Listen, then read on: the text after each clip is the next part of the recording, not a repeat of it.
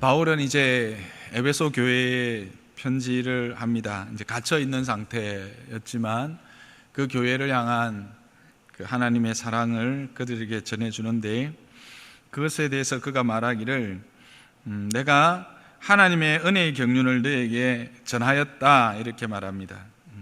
내게 주신 하나님의 은혜의 경륜을 너희가 들었거니와, 이 말은 뭡니까? 내가 전해줬고 그 전해준 은혜의 경륜을 너희가 들었다라고 하는 겁니다. 은혜의 경륜이 뭘까? 은혜의 경륜이란 뭔가? 그것은 바로 4절에 그리스도의 비밀을 깨닫는 것, 그게 은혜의 경륜이라고 하는 것입니다. 하나님의 은혜의 경륜, 하나님의 은혜의 경륜이란 그리스도의 비밀을 깨닫는 것입니다. 그리스도라는 것은 구원자죠. 메시아입니다. 메시아의 비밀입니다. 누가 메시아인가? 어떤 존재가 메시아인가? 메시아는 어떻게 이 땅에 오는가? 그리고 와서 어떤 일을 하는가? 그리고 메시아를 통해서 어떤 일이 벌어지며 최종적으로 우리는 무엇을 메시아를 통해서 얻을 것인가 하는 이 그리스도의 비밀, 그 그리스도됨의 비밀들에 대하여 깨닫는 것, 그것은 뭐냐? 그게 바로 은혜의 경륜이라고 하는 것입니다. 근데 그것은 언제 너희들이 알게 됐냐면, 먼저 간단히 기록한 것을 통해서 알게 될 것이다. 되었다, 그렇게 말합니다. 그가 기록하여 전하여 준 편지인데, 이것이 오늘날 우리에게는 무엇입니까? 성경이지요. 성경을 통해서 너희들이 그 은혜의 경륜, 하나님의 은혜의 경륜을 너희들 깨달다. 즉 그리스도에 대한 비밀을 너희들은 깨닫게 되고 알게 될 것이고, 너희들은 알게 되었고 또 앞으로 그렇게 알게 될 것이다, 분명히 이야기합니다. 그렇습니다. 그리스도 메시아에 대한 비밀, 메시아에 대한 지식은 세상의 그 어떤 것으로도 우리가 깨닫거나 알 수가 없습니다. 오직 무엇을 통해서만? 성경을 통해서만 우리에게 주어진다는 것입니다. 그런데 그것이 전에는 사도들과 선지자들이 성령으로 나타내신 것들로 이렇게 받았다라는 겁니다. 그게 뭘까요? 사도들과 선지자님들의 하나님으로부터 직접적인 계시겠죠. 그런 계시를 통해서 그들이 받았지만, 사람들의 다른 세대에서는, 다른 세대라는 뭘까요? 이제 오고 오는 세대죠. 바울과 그 12사도와 신약교회의 그 선지자들을 이어오는 세대들에게서는 그와 같은 방법으로 알리지 아니하셨다라고 하는 겁니다. 앞으로 오는 세대들에 대하여 이 분명한 것은, 그전에는 신약시대 때, 특히 초대교회 시대 때는 사도들을 통해서, 선지자들을 통해서 직접적인 계시를 통하여 하나님의 그 경륜, 그리스도의 그 비밀을 깨닫게 했지만, 이제 다음 세대들에 대해서는 분명히 기록된 말씀으로 그와 같은 그리스도에 대한 비밀을 깨닫게 하는데, 그 그리스도에 대한 비밀로 말미암아 주어지는 것이 뭔가? 그것은 바로 이방인들이 복음으로 말미암아 그리스도 예수 안에서 함께 상속자가 되고 함께 지체가 되고 함께 약속에 참여하는 자가 되는 이 놀라운 소식, 이것이 이제는 기록되어져 있는 말씀으로 주어진다라는 겁니다. 이방인들이 복음으로 말미암아 그리스도 안에서 함께 상속자가 되고 함께 지체가 되고 함께 약속에 참여하는 자가 되는 것, 그것은 바로 그리스도의 비밀 안에 속한 것이죠. 그리스도가 어떤 분인지, 그분이 어떻게 올 것인지, 그분을 통해서 무엇이 주어질 것인지, 그분을 통해서 이루어질 것이 무엇인지에서 이 6절은 그리스도를 통해서 이루어질 것이 무엇인지에 대한 구체적인 증거입니다. 그리스도를 통해서 우리가 얻게 되는 복, 은혜가 뭡니까? 그리스도 안에서 함께 상속자가 되는 것이요, 함께 지체가 되는 것이요, 함께 약속에 참여하는 자가 되는 것입니다. 이게 뭘까요?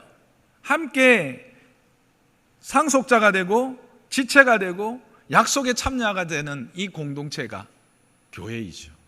그래서 교회를 통해서 오고 오는 세대들은 이 기록된 말씀과 교회를 통해서 그와 같은 은혜들을 확인하고 누리게 될 것이라는 겁니다. 그리고 그와 같은 일은 어떻게 또한 일어나는가? 7절에 이렇게 말합니다. 이 복음을 위하여, 즉 이 은혜의 경륜으로 말미암아 교회에 허락하신 그리스도의 상속자가 되고 지체가 되고 하나가 되는 그 약속에 참여하게 되는 이 복음을 위하여 누가?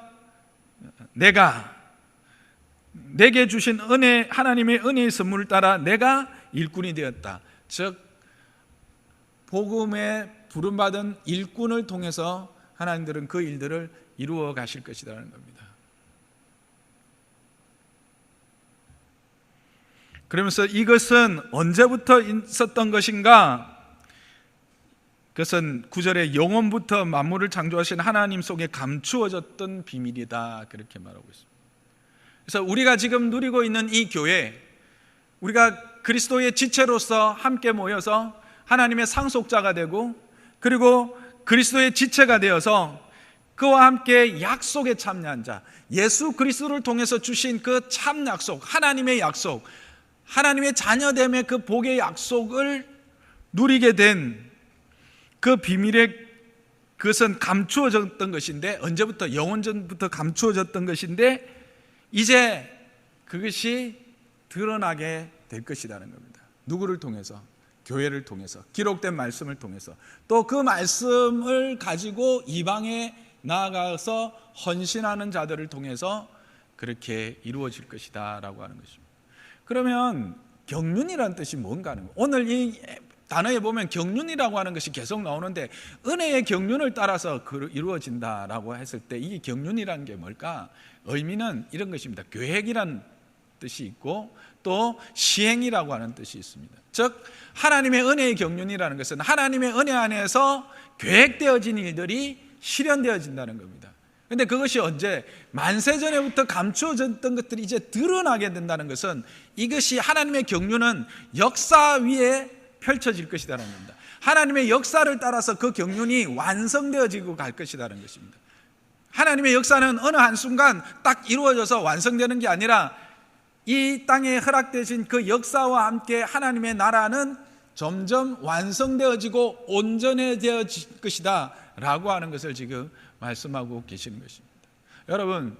여러분이 이 자리에 앉아 있는 것이 하나님의 은혜의 경륜의 결과라는 것을 믿으십니까? 우리는 많이 그렇게 생각합니다.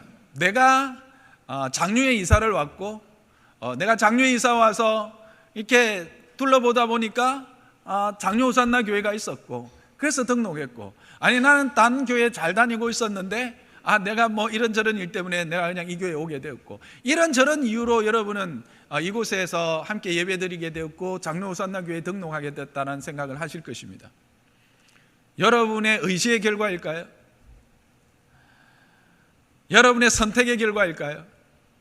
성경은 그 모든 것에 대해서 하나님의 경륜 안에 이루어진 일이다 분명히 말하고 있는 것입니다. 하나님의 그 계획하심과 그 시행하심, 그래서 한 교회를 통해서 기록된 말씀으로 그의 지체가 되고 그의 권속으로서의 상속자와 또 하나님의 나라를 함께 유업으로 약속으로 받은 자의 그 기쁨을 누리게 하기 위해서 하나님은 그 계획하심에 따라 우리를 인도하시고 사용하신다는 겁니다. 그런데 그 일을 행하실 때 누구를 통해서? 그 일에 헌신된 자들을 통해서 그 일들을 하신다라고 하는 사실입니다. 그게 교회 지도자요, 장로입니다. 장로는 교회로 하여금 이 하나님의 비밀, 그리스도 안에서 그리스도에 대한 이 비밀, 하나님의 그 은혜의 경륜 안에서 허락되어진 이 그리스도의 비밀에 대하여 성도들에게 드러내고, 그것들을 통하여 성도들로 하여금 하나님의 지체가 되고, 그리고 하나님으로부터 그 약속에 함께 참여한 자의 그 기쁨을 누리게 하는 자여야 한다는 것입니다. 그리고 이것이 하나님께로부터 왔다라고 하는 분명한 사실 앞에서 자기의 연약함과 자기의 부족함에도 불구하고 하나님이 나를 그 일에 쓰신다라고 할 때 그 쓰심에 대하여 자신을 분명히 드릴 수 있는 자, 자신을 온전히 드릴 수 있는 자, 그가 바로 교회의 영적 리더요, 그 영적 리더를 통해서 하나님의 경륜을 이루어 가신다라고 하는 사실입니다. 이제 우리가 곧 장로 피택을 두고 기도하고 준비하고 있습니다. 여러분 기도하고 계십니까? 기도하시기 바랍니다. 아멘. 기도하시기 바랍니다. 기도하셔야 합니다. 이것은 사람의 뜻이나 사람의 생각에서 날 수가 없는 일입니다. 사람의 뜻과 사람의 생각으로 날 때 교회는 여러 가지 환난과 어려움을 겪게 됩니다. 오늘 저는 지난주에 우리가 그 종교개혁을 통해서 장로교회의 태동에 대한 이야기들을 나누었습니다. 이제 그 장로교회가 한국 땅에 어떻게 자리를 잡고 오늘 우리의 이 자리에까지 하나님께서 역사하셨는지를 한국 장로교회사와 연결해서 함께 살펴보면서 하나님께서 교회를 어떻게 일으키시고 또 세상과 사단은 교회를 어떻게 도전하고 분열시키려고 하는가를 살펴보려고 합니다. 그렇게 살펴봄으로 우리가 어떤 지도자를 세우고 또 우리는 어떻게 교회를 세우고 어떻게 교회를 바라봐야 될 것인지 하는 세계관, 정체성을 좀 정립해보는 시간을 가지려고 합니다. 한국 땅에 처음 복음이 들어오고 구체적인 복음이 전파되어 시작한 것은 1884년 앨런 선교사님을 통했습니다. 여러분 광해원이라고 하는 한국 최초의 의료기관을 다들 아실 것입니다. 한국사에도 나오죠. 그 광해원을 세웠던 선교사님이 앨런 선교사님이죠. 이분은 처음부터 한국에 선교사로 오시지는 않았습니다. 상해에서 의료 선교를 하고 계시던 중에 북장로교회에서 한국에 있는 공사의 관의 거기에서 이렇게 의사로 섬기면서 그 조선 땅을 섬겨라, 조선 땅의 복음을 좀 전해라, 그렇게 파송을 받아서 1884년에 한국 땅에 들어와서 의료 선교로 섬겼습니다. 그리고 그 다음에 우리가 잘 아는 호레이 언더우드 선교사와 감리교 선교사인 이 장로교 선교사인 호레이 언더우드와 감리교 선교사인 아펜젤러 선교사님이 오시죠. 물론 그 이전에 그 역사적으로 보면 그 1884년 그 이전에 그 네덜란드 선교사인 칼 기틀라프 선교사님이 와서 그 선교를 합니다. 이분은 동인도 회사의 통역관으로 계시다가 이렇게 잠시 한국에 체류하면서 선교를 했고요.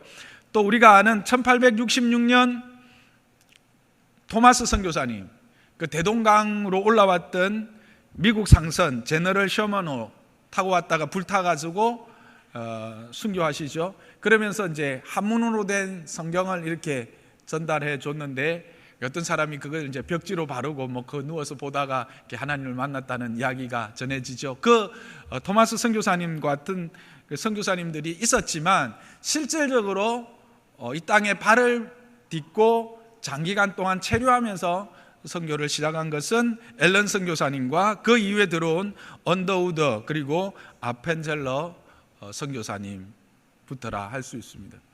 특히 이 언더우드 선교사님, 아펜젤러 선교사님은 참 안타까운 것이 한국에 발을 딛고 1년도 되기 전에 배를 타고 선교를 하러 가다가 군산 앞바다에서 폭풍을 만나서 침몰해서 그 자리에서 순교하시죠. 제가 기억하기로는 한 2달 정도 밖에 안 됐고 한국에 오신 지 하여튼 6개월 전에 그렇게 순교를 하십니다. 그런 안타까운 죽음들이 참 많죠. 가족들이 함께 왔다가 아이들이 이렇게 토색병에 걸려서 바로 이렇게 하나님 나라 간 일들도 많고.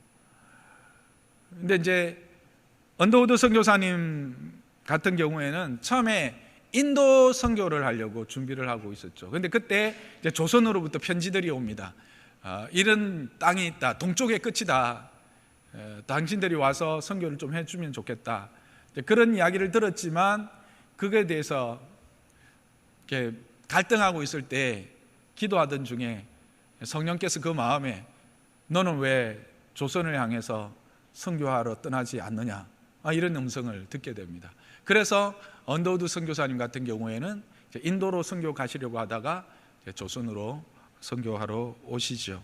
근데 이제 더 놀라운 사실은 이건 이제 한국 교회만이 가지고 있는 선교 역사의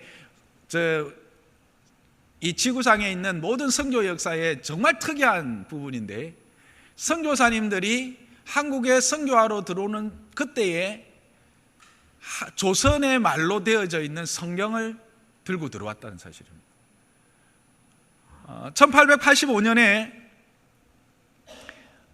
이 아펜젤러 선교사님과 언더우드 선교사님이 들어오기 전에 일본에 좀 잠시 체류했습니다. 국내 갑신정변으로 말미암아 국내 사정이 너무 이렇게 혼란스러워서 일본에 잠시 체류했는데, 그때 일본에 한글로 되어 있는 국문입니다. 그러니까 요즘으로 말하면 한글이죠. 한문이 없는 국문으로 되어 있는 마가복음 성경이 있었습니다. 그 마가복음 성경을 가지고 들어옵니다. 이게 이 선교 역사의 참으로 최초이자 특이한 특징입니다. 그런데 이 성경 번역은 일본에서 먼저 시작된 것은 아니었습니다. 만주에서 1871년도에 존 로스와 존 맥킨타이어라고 하는 선교사님이 만주로 이주해 온 한국인들을 만나서 그들에게 복음을 전하고 1876년에 만주 심양에서 이영찬이라는 분에게 첫 세례를 줍니다. 그리고 그 이영찬과 함께 했던 그분들을 통해서 성경을 번역하는데, 그때 요한복음, 누가복음을 번역하고 1887년에는 신약을 완역합니다. 그런 일이 만주에서 있는 동안에 일본에서도 동시에 이제 성경 번역이 있었던 것입니다. 그것은 1882년 신사유람단이라고 하는 것이 일본에 파송되었는데, 그러니까 일본의 신문물을 배우고 돌아오는, 그렇게 하기 위해서 조선에 있는 관리들을, 양반들을 이제 보낸 겁니다. 그 단원 중에 이수정이라고 하는 분이 계셨던 것이죠.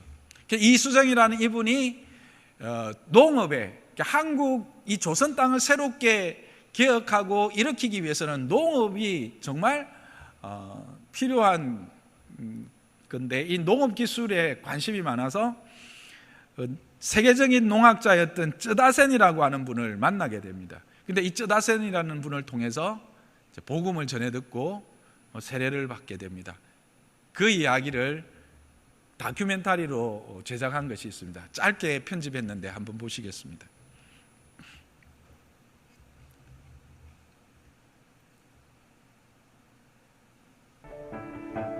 19세기 말 전라도 옥과 출신으로 홍문관 교리를 지내기도 한 이수정은 덕망과 학식을 겸비한 양반학자였으며 개화파 민영이과도 막역한 사이였다.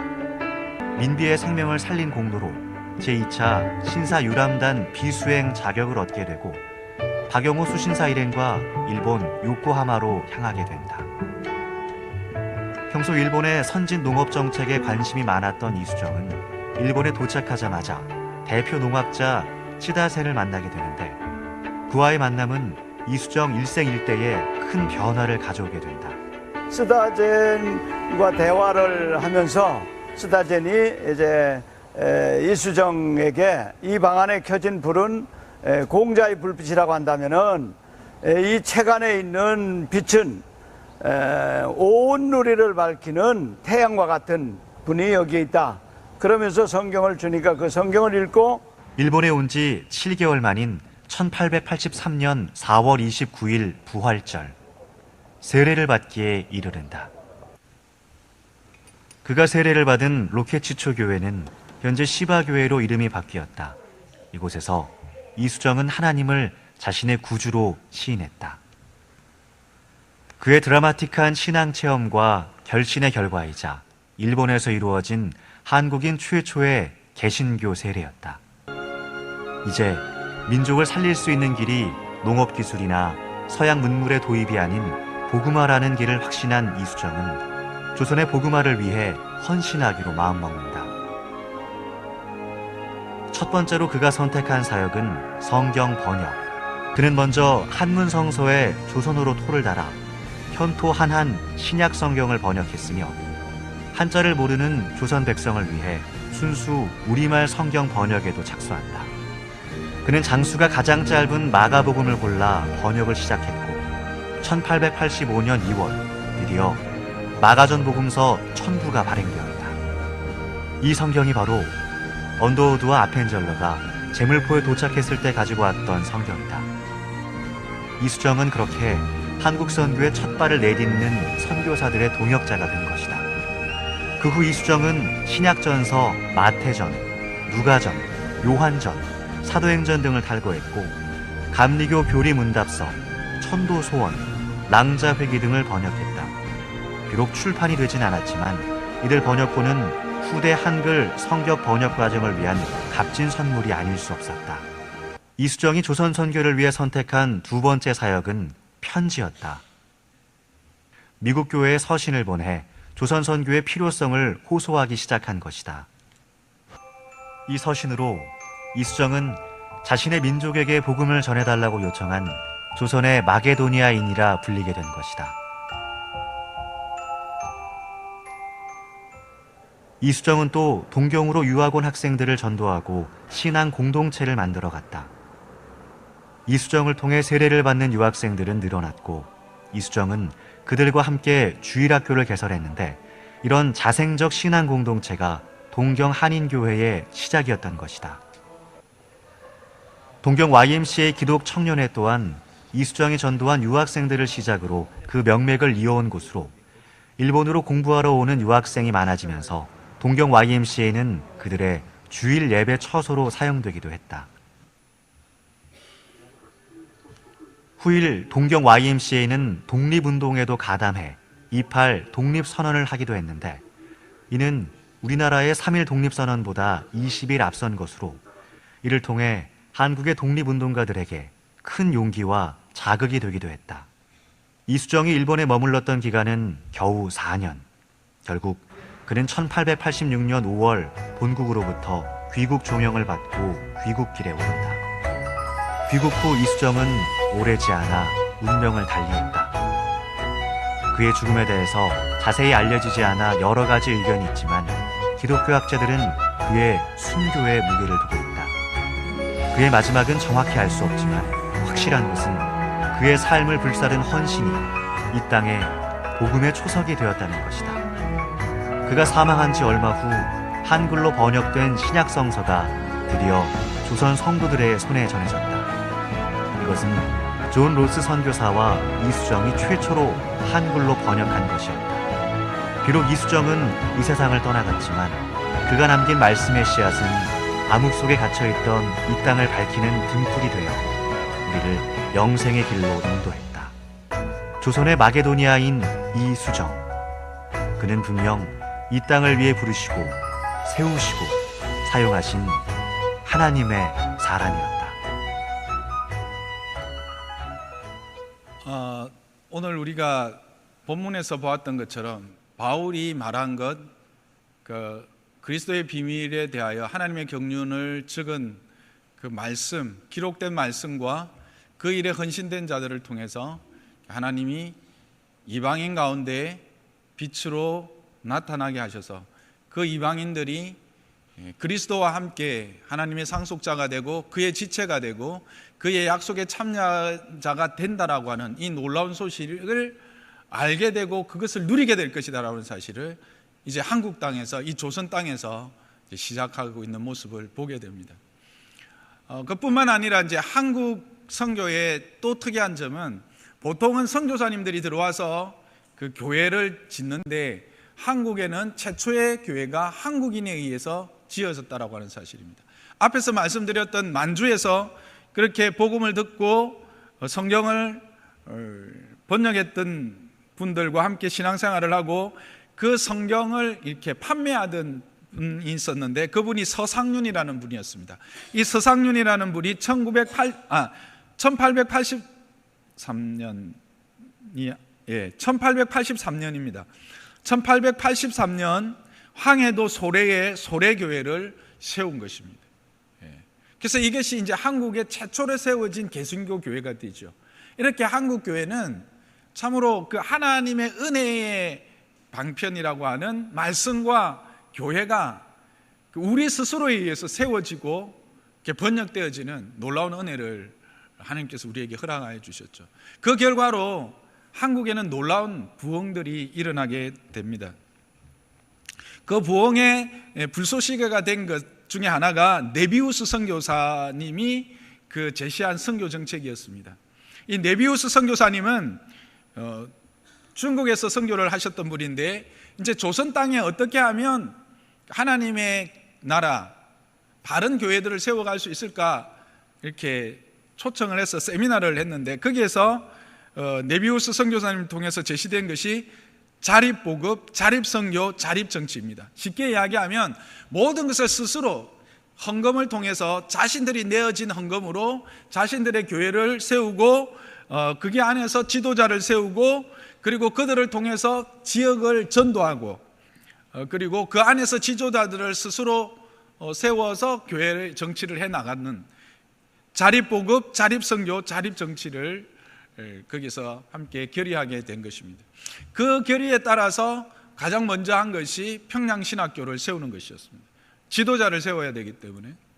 그래서 평양신학교를 통해서 1기에 2명, 참 보잘것없죠. 2기에는 한 8명 정도의 신학생들이 들어가게 됩니다. 그 중에 한 분이 길선주 목사님이시죠. 그래서 1907년 우리가 잘 아는 평양 대부흥이 이 길선주 목사님을 통해서 이 땅 가운데 하나님의 부흥을 경험하게 하는 성령의 놀라운 은혜가 부어지죠. 길선주 목사님이 그 도사경회, 요즘은 뭐 교회들마다 사경회를 하지요. 사경회가 뭔지는 아시죠? 부흥회하고 사경회하고 차이점은 뭐죠?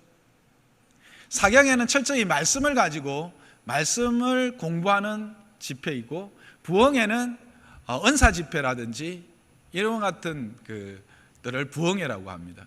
그래서 말씀 사경회를 도사경회라고 해서 그 평안도에 있는 모든 교회를 대표해서 이 장대현 교회에서 사경회를 했던 것이죠. 그때 길선주 목사님이 주장한 것이 회개와 기도 운동이었습니다. 그 회개와 기도를 통해서 평양이 뒤집혀진 거죠. 그들의 죄를 고백하고, 고백한 죄를 내가 손해를 입힌 자에게 가서 그것에 대하여 고백하고 그 값을 치르고, 그런 일들이 평양에서 일어나기 시작한 겁니다. 그러다 보니까 어떻게 됐을까요? 평양이 변화되기 시작했습니다. 그래서 그때 평양의 인구가 약 4만에서 5만 정도였는데, 주일이 되면 14,000명, 그러니까 3분의 1이 다 교회를 가는 그런, 참으로 이 선교지에서는 있을 수 없는 그런 놀라운 부흥이 그 평양에 임했죠. 이와 같은 일이 평양뿐만 아니라 이 조선 땅에 그 하나님의 약속을 따라서 이 에베소서에서 말한 바 그 약속처럼 하나님이 구원하기로 작정된 자들의 수가 이렇게 늘어나고 있었습니다. 그러나 사단은 어떨까요? 교회의 부흥을 기뻐할까요? 그렇지 않죠. 교회가 이렇게 부흥해 나가고 있던 중에 국가적인 큰 어려움을 우리는 맞이하게 되죠. 바로 강제 합방입니다. 일본과의 1910년이죠. 1910년 한일 합방, 강제 한일 합방이 일어나죠. 그런데 그때 벌써 이 기독교는 나름대로의 역할과 자리를 잡고 사회개혁 운동을 했습니다. 그래서 반상제도 폐지, 이게 뭐냐면 양반과 상놈의 이제 계급 사회를 타파하는 것이죠. 그다음에 남녀평등, 교육운동 등을 통해서 사회개혁을 이루어 가고 있었어요. 그렇기 때문에 이 일본의 입장에서는 교회를 어떻게든지 탄압을 하고 복음사역을 방해를 해야 했던 것이죠. 그 첫 시작이 뭐냐면 1910년 105인 사건, 이것도 여러분 국사책에 나오죠. 압록강 철교 낙성식 때 데라우치 총독을 살해하는 음모가 있었다고 해서 105명을 이렇게 체포를 하죠. 그런데 이것이 음모입니다. 그런데 그 멤버들이 다 누구일까요? 교회 지도자들입니다. 그 중에 6명을 1913년에 처형하게 됩니다. 뿐만 아니라 교회에 대한 압제는 이런 물리적인 것뿐만 아니라 영적인 도전을 가지고 교회를 이제 흔들기 시작합니다. 그게 신사참배 운동입니다. 한국 시민 운동이라고 해서 일본 신사를 서울, 그때는 경성이죠. 경성 남산에 세우죠. 그리고 모든 기관이나 모든 단체는 그 신사를 향하여 절을 하도록 한 것이죠. 교회도 예외가 아니었습니다. 그러나 교회는 그렇게 할 수가 없었죠. 그것은 우상숭배이기 때문에. 그러나 그 당시 이제 새롭게 들어온 자유주의 신학이 있었습니다. 말씀의 왜곡을 일으킨 것인데 참 아이러니컬하게 아주 역설적이게도 선교사님들의 도움을 받아서 이제 외국에 공부를 하러 갔던 분들이 이제 돌아오기 시작합니다. 그런데 가서 이제 보니까 그때 18세기, 19세기 이제 계몽주의 사상과 자유주의 사상으로 해서 진짜 유럽 교회는 거의 초토화됐거든요. 물론 이제 잉글랜드와 스코틀랜드를 중심으로 하고 그들이 또 미국으로 옮겨가서 미국 교회들은 나름대로 이렇게 역할을 하고 있었지만 거기에도 이 자유주의 물결이 들어와 있었어요. 그래서 성경의 무엇을 또 모세의 오경 같은 경우에 모세의 저작설이라든지 이런 것들에 대하여 전통적으로 교회가 믿어왔고 함께 배워왔던 모든 사실들에 대하여 부정하는 그런 자유주의, 예수 그리스도의 마리아 성육신뿐만 아니라 예수 그리스도의 그 마리아 성모 마리아가 아니라 처녀 잉태, 이렇게 죄송합니다. 처녀 잉태에 대한 반대 이런 것들까지 이제 나타나기 시작을 한 것입니다. 이 세력과 이 또 원래 또 교회 안에도 인본주의적이고 권력지향적인 사람들이 있지 않습니까? 그래서 실제로 많은 탄압과 이런 일들이 있으면서 교회가 혼란스러울 때 그 사람들이 이제 총회를 장악한 겁니다. 그래서 1938년도에 총회에 신사참배를 결의하게 됩니다. 1938년 9월 장로교회 총회에서 신사참배를 결의하게 되는데 이 결의는 합법적인 아니고 불법적 결의입니다. 왜냐하면 이 총회장이 교회가 신사참배하는 일에 대해서 가하신 분은 예하십시오. 그래서 몇몇이 뭐라고 했겠습니까? 예했겠죠. 그리고 다른 사람들은 뭐 하려고 기다렸겠습니까? 부하면 아니요 하시오를 기다렸겠죠. 그런데 그렇게 안 하고 안 물어보고 그냥 두드려버린 겁니다. 가결되었습니다 하고 두드려버린 겁니다. 물론만 난장판이 되었지만 어쨌든 이게 두드려짐으로써 그게 가결된 것으로 된 거예요. 그러나 실질적으로는 이거는 이제 불법적인 거죠. 어쨌든 그와 같은 일들로 인해서 교회가 분열되기 시작합니다. 자유주의 물결과 신사참배 문제, 억압, 교회에 대한 여러 가지 도전들을 통해서 교회가 흔들리기 시작을 하죠. 그 다음에 또 교회가 흔들리기 시작한 것은 신비주의입니다.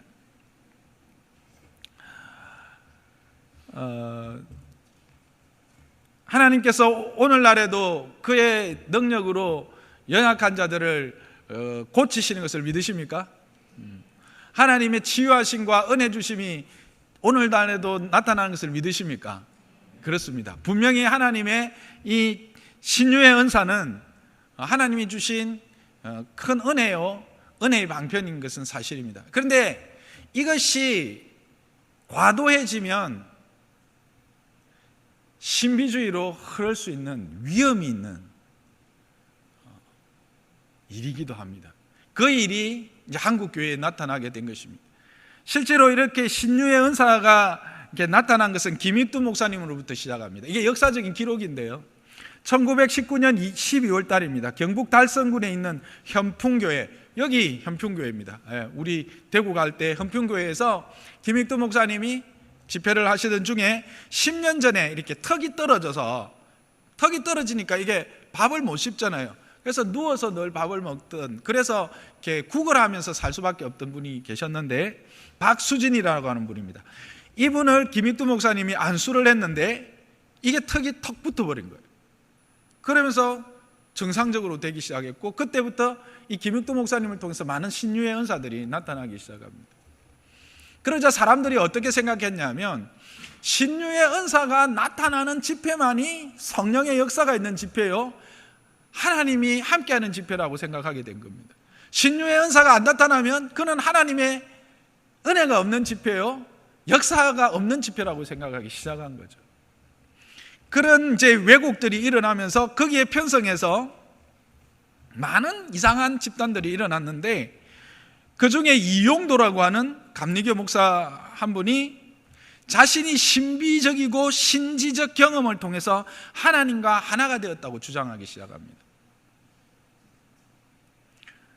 뒤에 학자들은 이분은 그 하나님의 보혈 안에서 그리스도와의 연합을 이야기한 것이다 라고 말하지만, 이것을 이용해서 여러분이 들어보셨을 것입니다. 피가름이라고 하는 이상한 신학이 나타나기 시작합니다.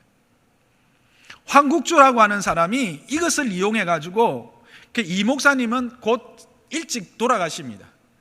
돌아가는데 그 이후에 황국주라고 하는 사람이 뭘 주장하냐면, 예수님의 목이 자신에게 접붙임 받았다는 겁니다. 그래서 자기는 육신을 입은 예수라고 말하기 시작합니다. 그래서 성적인 교접을 통해서 피가름을 해야 구원을 얻고 하나님의 나라를 가게 된다, 이렇게 이야기하기 시작한 겁니다. 여기서 피가름이라고 하는 말이 나오죠. 이것이 결국 나중에 어디로 갑니까? 신앙촌의 그 박태선 일당의 교리가 됩니다. 여러분은 이제 박태선을 잘 모르실 것입니다만, 지금 50대 60대 되신 분들은 이 박태선이라고 하는 분을 잘 압니다. 천부교라고 해서 지금도 대신동에 가면 거기가 있고요, 신앙촌이라고 해서 여러분 어떤 물건들 이렇게 나와서 파는 게 지금도 있는 걸로 알고 있습니다. 어쨌든 그렇게 되고, 또 그 이용도 목사가 주장했던 것들을 김백문이라고 하는 이가 체계화합니다. 기독교 근본 원리라고 하는 책을 저술을 하는데, 이 책이 나중에 문선명 집단의 통일교 기초 교리가 됩니다. 그러니까 결국 이와 같은 신비주의가 교회의 분열을 일으키게 되는, 그래서 교회가 해파되어지는 모습을 우리는 보게 되는 것이죠. 이렇게 외부적인 도전과 내부적인 도전을 통해서 이 교회가 교회로서 역할을 하게 하지 못하는 일들이 일어납니다. 그러나 그럼에도 불구하고 하나님의 역사는 하나님 앞에서 헌신되고 하나님을 위해서 자기를 드렸던 자들을 통해서 면밀히 그 맥을 이어가게 되지요. 그리고는 이제 해방을 맞이합니다. 그렇죠? 해방을 맞이하면서 이런 그 이단들은 이단들대로 떨어져 나가고, 그 장로교회는 크게 두 계파로 나누어지게 되죠. 하나는 총회, 하나는 기장, 대한예수교 장로회고, 하나는 기독교 장로회입니다. 이 기독교 장로회는 이 자유주의 신학을 받았던 김재준 목사를 중심으로 한, 그 당시 이제 1942년에 조선혁신교단이라고 하는 교단을 만들었는데, 이 조선혁신교단을 중심으로 하는 기독교 장로회가 생기게 되고 대한예수교 장로회가 생기게 됩니다. 그랬는데 이 기독교 장로회 예수교 안에 이제 속하고자 하는 신학교가 그 당시 이제 해방이 되면서 세 개의 신학교가 생겨납니다. 조선신학교, 총회신학교, 고려신학교. 그래서 고려신학교는 이 경남을 중심으로 그 신사참배에 반대했던 옥중 성도들과 그 목사님들의 후예들을 중심으로 한 이제 신학교입니다. 그런데 총회신학교에서 이 고려신학교를 정식 총회 안에 속한 신학교로 인정을 하지 않습니다. 이 말은 거기 신학교를 졸업했다고 해서 그 목사 안수를 받을 수 없게 된 겁니다. 그러니까 어떻게 하겠습니까? 반발을 해서 떨어져 나가게 됩니다. 그래서 이제 대한예수교 장로회 합동척, 여기 이제 합동이라고 하기보다는 그때 이제 총회, 그 다음에 고신척, 이렇게 생기고 기장은 기독교 장로회대로 따로 있고, 그래서 이제 보수 장로교회에서 이렇게 크게 두 파로 나누어지게 되죠. 그러다가 이 총회가 다시 또 분리되는 아픔을 겪게 됩니다. 그게 WCC, 우리가 잘 아는 세계교회협의회에 참석하느냐, 그에 가입하느냐, 그에 가입하지 않느냐의 문제죠. 여기는 민중운동, 우리가 말하는 사회운동에 대하여 교회가 어떤 태도를 가져야 될 것인가 하는 것이었는데, 그 당시만 해도 이미 거기에도 WCC에 많은 자유주의 물결들이 들어와 있었기 때문에 아주 보수적인 교수적인 목사님들은 그것에 가입해서는 안 된다. 조금 진보적인 분들은 그래도 사회개혁을 위해서 우리는 교회가 적극적인 역할을 해야 된다, 이렇게 대립하기 시작한 것입니다.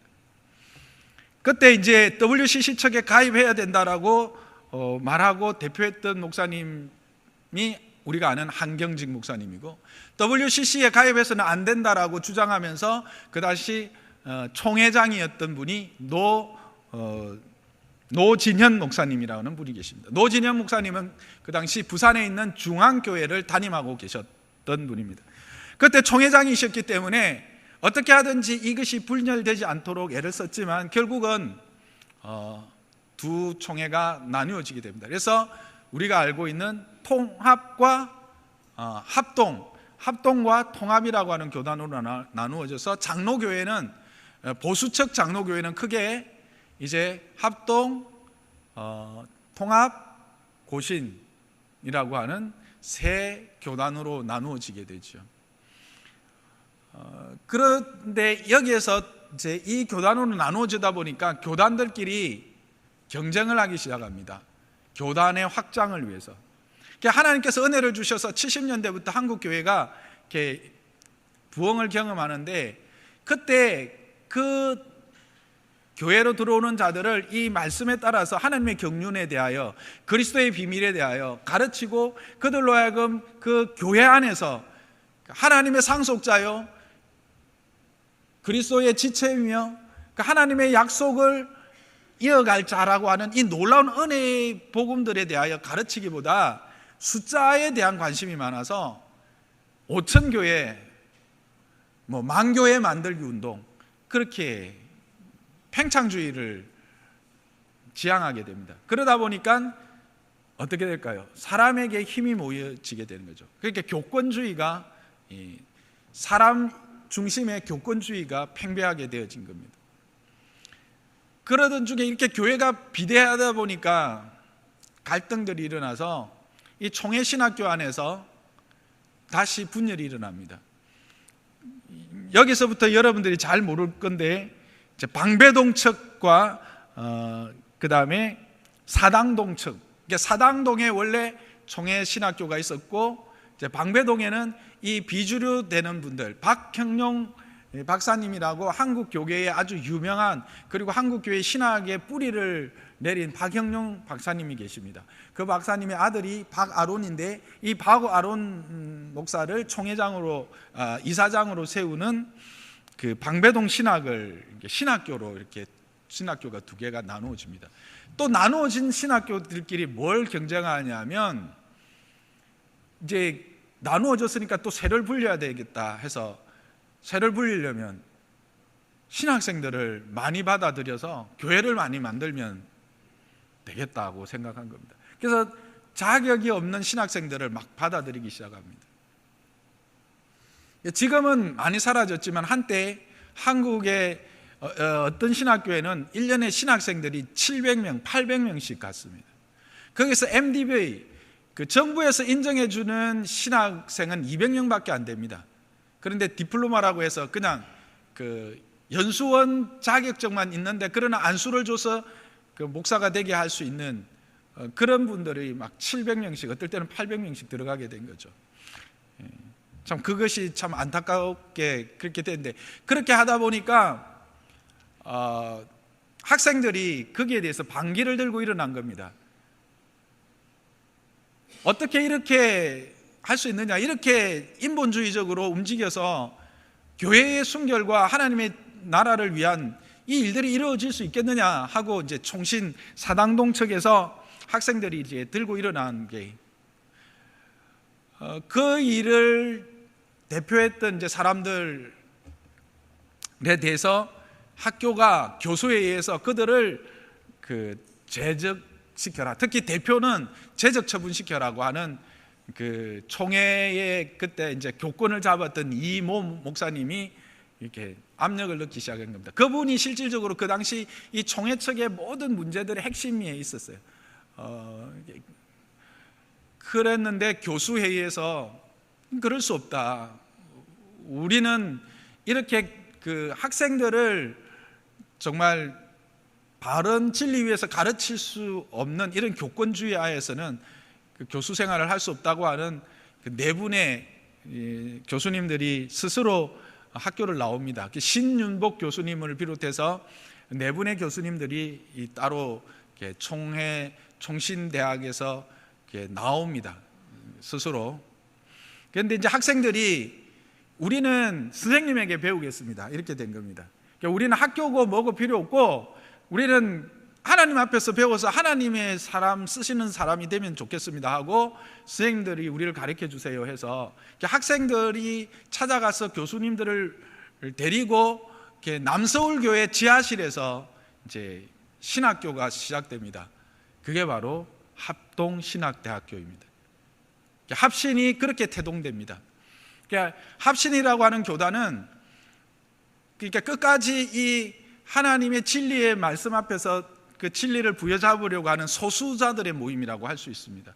그런데 거기에 초대 이사장이 누가 되느냐 하면 앞에서 말씀드렸던 1959년도에 WCC와 나눠질 때 총회장이셨던 노진현 목사님이 초대 이사장으로 거기에 오시게 되죠. 그분은 중앙교회에서 이제 은퇴하시고 중앙교회에서 분립개척한 새중앙교회, 하단에 있는 새중앙교회라고 하는 교회의 원로 목사님으로 계셨습니다. 이 새중앙교회는 그래서 이 합신교단에서 나름대로의 역할을 하는 중심교회가 되어졌죠. 그리고 1987년도에 그 교회에 제2대 목사로 최홍준 목사님이 부임하게 됩니다. 그때 최상근은 청년으로서 거기에 청년부에 있었죠. 그리고 이제 이 세종안교회가 2000년이 들어가면서 호산나 교회라고 하는 교회로 이름을 바꾸게 됩니다. 그리고 2006년도 명지로 이사를 하면서 첫 당회에서 교회를 분립 개척할 것을 개척하여 낼 것을 결의하죠. 그리고 그때 함께 갈 목사를 이제 최상근 목사로 결정합니다. 그리고 2008년 8월 12일 날 이 교회 건물이 완성되어지고 그렇게 하나님 앞에서 설립 예배를 드렸고 오늘에 이르게 된 것입니다. 여러분, 한국 교회가 어디로 기착된 겁니까? 물론 하나님께서 그 다양한 교회를 주셨지만 제가 말씀드리고 싶어 하는 것은 뭡니까?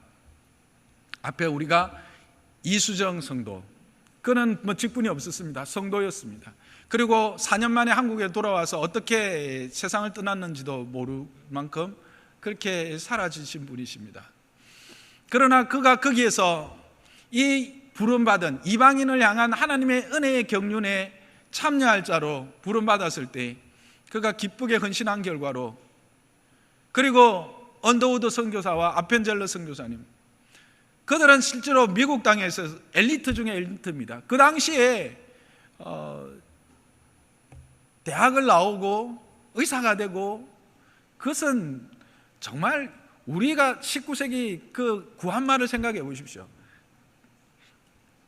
엘리트 중에 엘리트였지만 그 모든 것들을 주님을 위해서 이 하나님의 경륜을 이루어서 이방인으로 하여금 이 하나님의 은혜의 복음, 그 지체 안에 하나가 되는 그 기쁨을 위해서 자신을 드렸을 때 그 결과로 한국 땅에, 이 조선 땅에 이런 놀라운 은혜의 결과로 교회들이 지금 서가고 700만,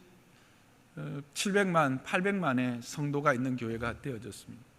그러면서 그 은혜들이 결국 흘러서 어디까지 오게 됩니까? 우리까지 오게 되었다는 게 사실입니다.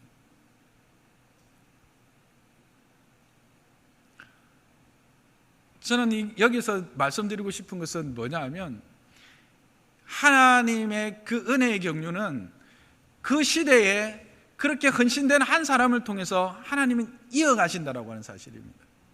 그 이어간 점이 오늘의 우리에게 선으로 닿아와서 우리는 여기 있는 것입니다. 동일하게 우리는 오늘 우리의 섬김, 우리의 헌신들이 어떤 의미가 있을지 잘 모릅니다. 그때 이수정 성도가 그것을 번역해내고 그가 거기에서 교회를 조직하기 위해서 사람들을 모았을 때 그 일이 이렇게 역사 안에서 작용할 것이라고 생각했겠습니까? 아닙니다. 그냥 그 하루를 하나님 앞에서, 그 복음 앞에서 기쁘게 순종해서 살아내었던 것입니다. 언더우드 선교사가 그랬고, 앨런 선교사가 그랬고, 아펜젤러가 그랬습니다. 그리고 이영찬 그 목사님이 그랬고, 그 많은 목사님들, 그들의 아름다운 헌신이 그 자리에서 섬김이 있었기 때문에 그것이 흘러서 가지를 쳐서 오늘 여기까지 오게 되었다라고 하는 사실입니다. 그렇다면 오늘 살아가는 우리들은 어떨까요? 우리들 또한 동일하게 이 하나님의 은혜의 경륜을 이루어가는 자로 부르심을 받았다는 사실을 여러분 기억하시기를 바랍니다. 우리의 삶이 누군가가 보기에는 아무런 의미가 없고 그저 내세울 것도 없고 평범한 인생인 것 같지만, 그러나 내가 내 삶에서 이 한 시간을, 이 하루를 거룩한 산 제물로 살아간다면, 그렇게 해서 거룩한 제물로서 누군가에게 영향을 미쳐서 그 누군가가 또 하나님 앞에서 또 이 은혜의 경륜을 따라 살아가는 사람으로 주님의 뜻이 하늘에서 이루은 것처럼 이 땅 가운데 이루어내게 된다면, 그것이 바로 하나님의 일하시는 방법에 참여하는 것이요, 그것이 바로 하나님의 뜻을 이루는 것이다 라고 하는 사실입니다. 그것이 어디를 통해서요? 저와 여러분을 통해서. 이것이 확대되면 뭡니까? 장로 호산나 교회를 통해서입니다. 이제 우리가 앞에서도 말씀드렸던 것처럼 교회 장로를 세우려고 합니다. 여러분, 교회 장로를 왜 세워야 합니까? 교회가 이제 덩치가 크고 규모가 되니까 그냥 조직을 해야 되니까 세우는 겁니까? 아닙니다. 이 은혜의 경륜, 하나님께서 이 땅 가운데 하나님의 뜻이 하늘에서 이루어진 것처럼 이 땅 가운데 이루어지는 일을 위해서 하나님께서 허락하신 것인 줄 믿으시기 바랍니다. 그 일을 위해서는 어떤 사람이 세워져야 될까요? 그렇게 하나님 앞에서 자기를 들여서 헌신할 수 있는 사람, 기쁘게 하나님의 일을 위해서, 하나님의 그 경륜을 위해서 즐거이 그 일에 자신을 내어놓을 수 있는 사람이어야 합니다.